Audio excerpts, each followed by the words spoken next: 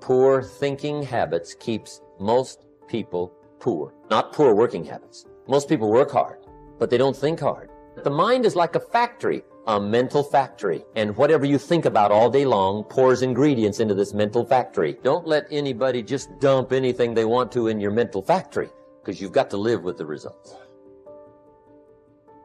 Everything starts with thought.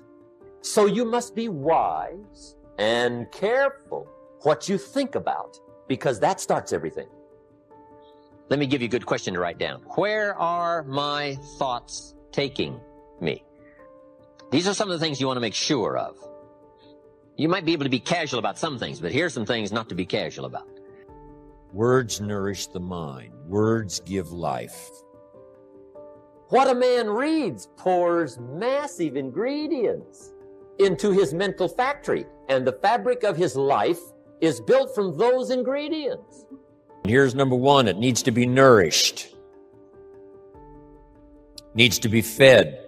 Humans also need words. Words nourish the mind. Words give life. Words create insight. Because there's more than one way to see. If we see with our eyes, we call that sight. But there's another way to see called insight.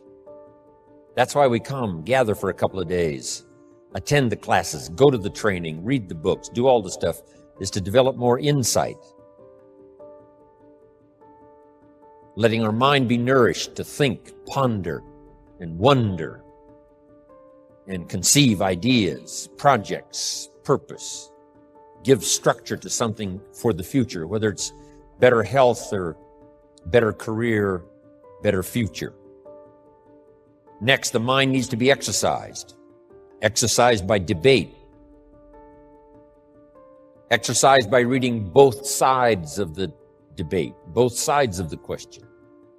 Major life issues, major political issues. Don't leave yourself out of the great debate. We need both sides of the human drama represented. As we study good and evil, one we love and one we hate. We study illness, we study health. Someone says, well, you can't study the negative things. You have to study the negative things. You have to give voice to and mind to and time to both sides of the issue so that you can strengthen your side of the argument. It's each person's personal philosophy. So jot this down. Our personal philosophy does two things. One, helps us to see the dangers on one side so we can avoid or minimize those.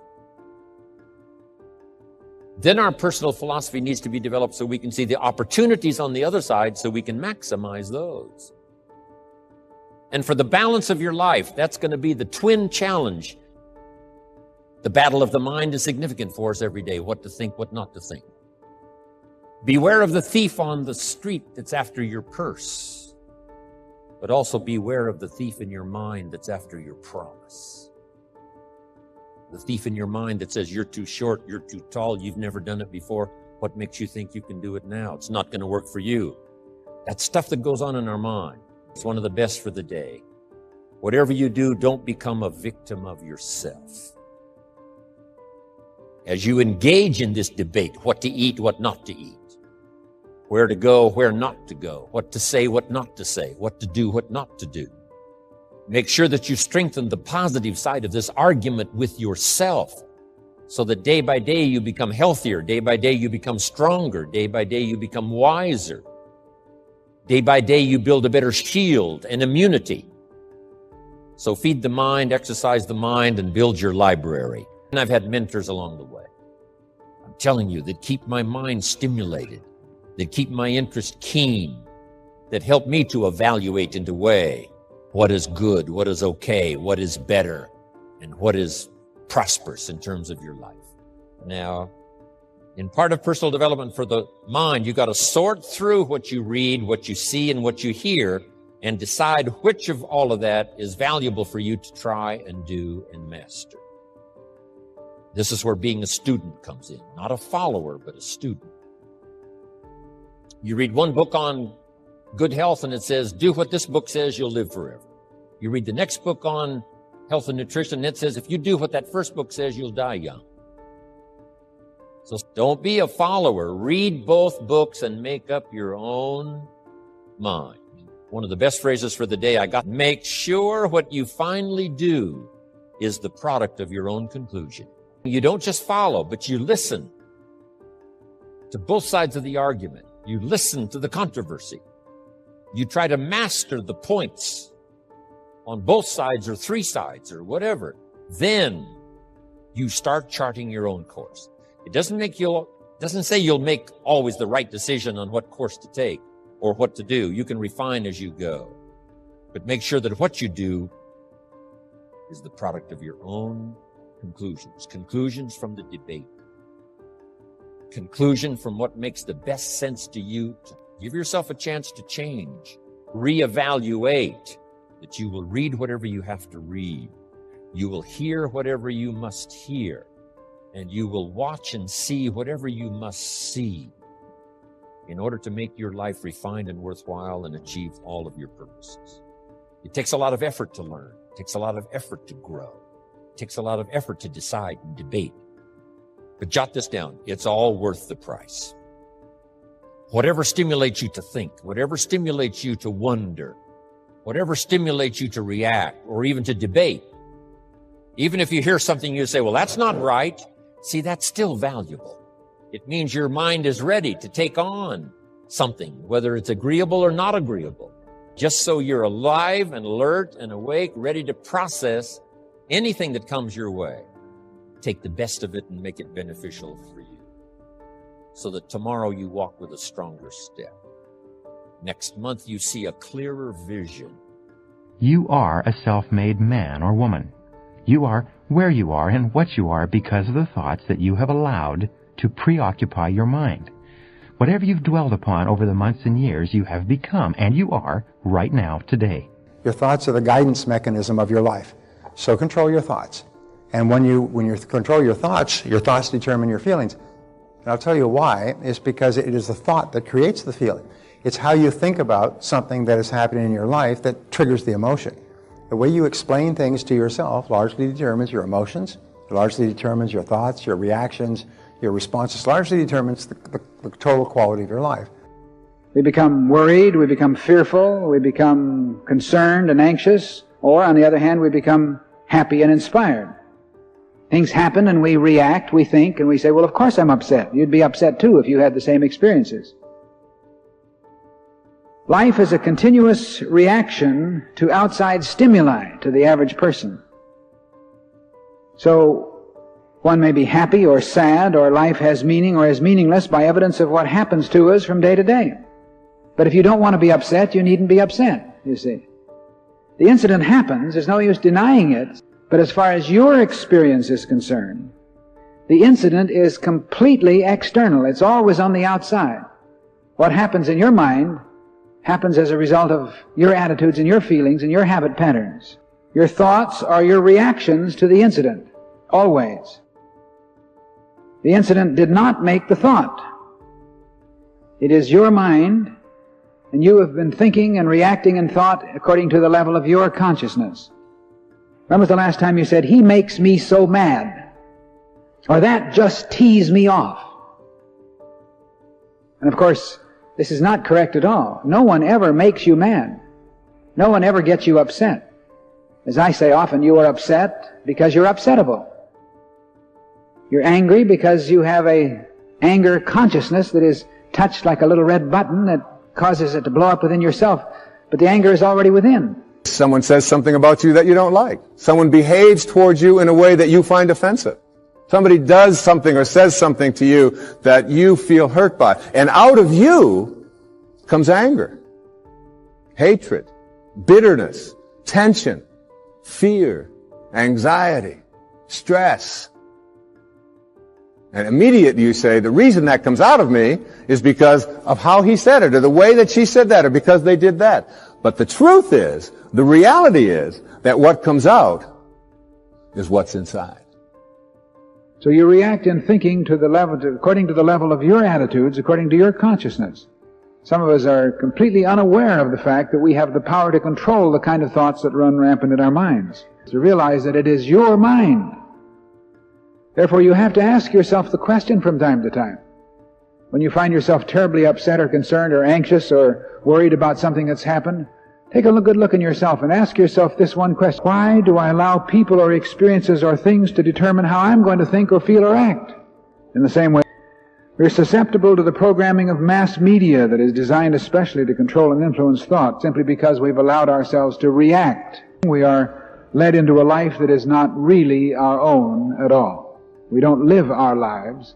We live lives that are conditioned by outside stimuli. But that's because we refuse to accept the responsibility for our own thoughts.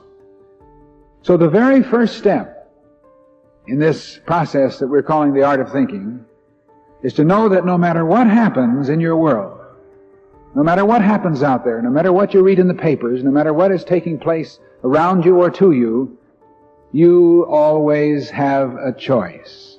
Your anger is your choice, and you can always choose to be happy, angry, depressed, miserable, upset, or you can choose to be fulfilled and do something positive in this moment. It's always up to you. You can choose to think positively or creatively. You can become the master instead of the slave. It's not easy to think happiness when you're unhappy, because your unhappiness is busy manufacturing more unhappy thoughts. We're busy manufacturing negative thoughts to fulfill the negative state of consciousness, and it goes round and round. It's a vicious cycle. But as I say so often, you don't have to have anything to be happy about ever. You can be happy simply because you want to be happy. Abraham Lincoln once said, a man is about as happy as he makes up his mind to be. This is the key to the positive life. This is the key to positive thinking. It's simply determining that you have control and you can think the kind of thoughts that you want to think, and making the commitment at the beginning of the day and regularly through the day that you're not going to allow people or conditions or circumstances to decide how you're going to think or feel. Fact is, you always have a choice. You always have a choice. And this is a very important realization. You better not read the news for a while until you keep yourself in perfect peace and develop the capacity to control your own thoughts. Then you can read the news and listen to the news and see what's going on in the world, saying that the world has problems today. But not I have problems. The world has problems. Then suddenly you're in a state of consciousness where you can be a creative asset to the world, but at least you're not going to be destroyed by it. If you'll give it a good try, it will completely change your life for the better. Now I'll try to outline the 30-day test I want you to make. Now keep in mind that you have nothing to lose by making this test, and everything you could possibly want to gain. First, it's understanding emotionally, as well as intellectually, that we literally become what we think about, that we must control our thoughts if we're to control our lives. I want you to write on a card what it is you want more than anything else. Make sure it's a single goal and clearly defined. You needn't show it to anyone, but carry it with you so that you can look at it several times a day. Think about it in a cheerful, relaxed, positive way each morning when you get up, and immediately you have something to work for, something to get out of bed for, something to live for. Look at it every chance you get during the day and just before going to bed at night. As you look at it, remember that you must become what you think about, and since you're thinking about your goal, you realize that soon it will be yours. Stop thinking about what it is you fear. Each time a fearful or negative thought comes into your consciousness, replace it with a mental picture of your positive and worthwhile goal. There will come times when you will feel like giving up. It's easier for a human being to think negatively than positively. That's why only 5% is successful. You must begin now to place yourself in that group. Don't concern yourself too much with how you're going to achieve your goal. Leave that completely to a power greater than yourself. All you have to do is know where you're going. The answers will come to you of their own accord. For 30 days, do your best. If you should fail during your first 30 days, by that I mean suddenly find yourself overwhelmed by negative thoughts, you've got to start over again from that point and go 30 more days. Gradually your new habit will form until you find yourself one of that wonderful minority to whom virtually nothing is impossible. Don't forget the card. It's vitally important as you begin this new way of living. In your spare time during your test period, read books that will help you. Inspirational books like Dorothea Brand's Wake Up and Live, The Magic of Believing by Claude Bristol, Think and Grow Rich by Napoleon Hill, and other books that instruct and inspire. Nothing great was ever accomplished without inspiration. Above all, don't worry. Worry brings fear, and fear is crippling. The only thing that can cause you to worry during your test is trying to do it all yourself. Know that all you have to do is hold your goal before you. Everything else will take care of itself. Remember also to keep calm and cheerful. Don't let petty things annoy you and get you off course. Remember that you must reap that which you sow. If you sow negative thoughts, your life will be filled with negative things. If you sow positive thoughts, your life will be cheerful, successful, and positive.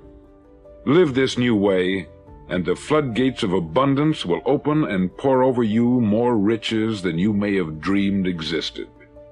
Money? Yes, lots of it. But what's more important, you'll have peace.